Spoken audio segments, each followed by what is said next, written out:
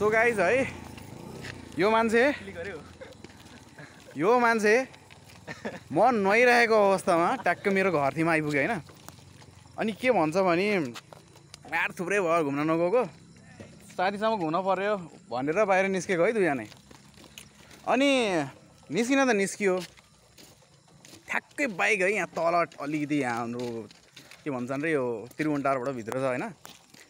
त्यहाँबाट निस्किने बित्तिकै यो मान्छेको बाइकले गाँड मारिदियो कि नराम्रो तालले। अहिले यार है दोहोऱ्याएर हिँड्नु पऱ्यो नि यस्तो मतलब हुन्छ नि यार।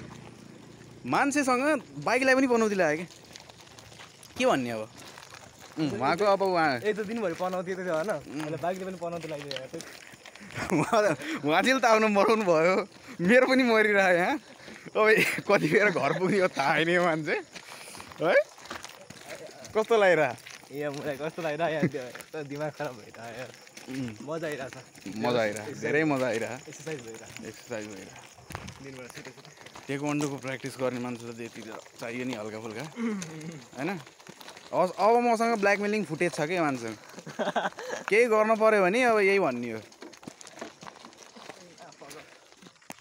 वाह यो समात्यो मुला तर पसिनाको बारिस।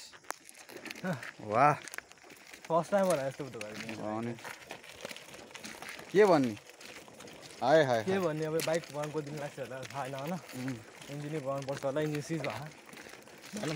बाबालाई फोन गरेको 2 मिनट बोल्न आएन बिचरा। बिहानबाट दिमाग खराब भयो थियो, बिहानबाट दिमाग खराब भइरहेको मान्छे झन् प्रवचन सुनेर फोनै काटिदियो भयो क्या मान्छेले। अब के गर्ने हो, गर कति गाली खाने हो थाहा छैन के हो र या मुला लास्ट हुन्छ नि। अब आउँदाखेरि 2 मिनट लाग्दैन, जान 15 मिनट भइसक्यो।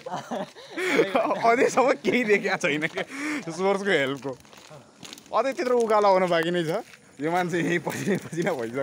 कति अझै 5 किलोमिटर हिँड्नु क्या, अनि 5 किलोमिटर हिँड्न सक्छ। यहीँ तपाईँ बस्छ भन्न अहिले एकछिनमा अब कति एक आधी होइन 15 मिनटमै घर पुग्यो नि म फेला पर्ने भयो क्या।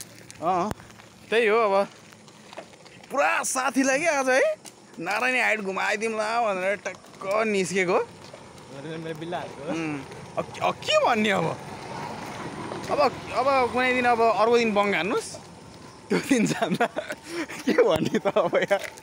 म त हाँसो पनि लाग्यो मान्छे, मैले तरस पनि आयो बिचरा। त्यहाँबाट दिमाग खराब के भन्ने यार। ल आजको लागि यति गरौँ है त बाई गाइज।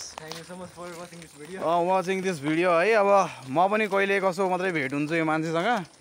अर्कोचोटि आयो भने चाहिँ गाँड बेलाउने तरिकाले चाहिँ नआउनुहोस्, सेन्सरमा जान्छ पक्कै पनि यो।